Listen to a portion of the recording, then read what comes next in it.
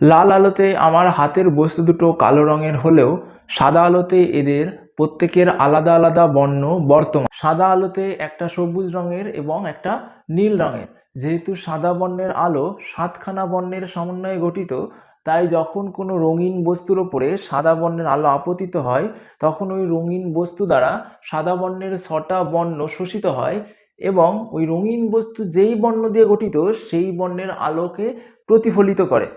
যেহেতু এই দুটো বস্তু সবুজ এবং নীল রং দিয়ে গঠিত, তার জন্যে এরা সবুজ এবং নীল রঙকে প্রতিফলিত করে এবং বাকি রঙগুলোকে শোষণ করে, অর্থাৎ এরা দুজনেই লাল রঙকে শোষণ করে।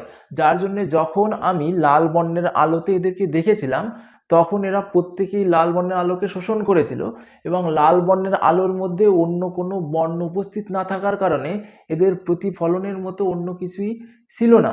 সেই জন্য এদেরকে আমরা লাল বর্ণের আলোতে কালো দেখতে পেয়েছিলাম।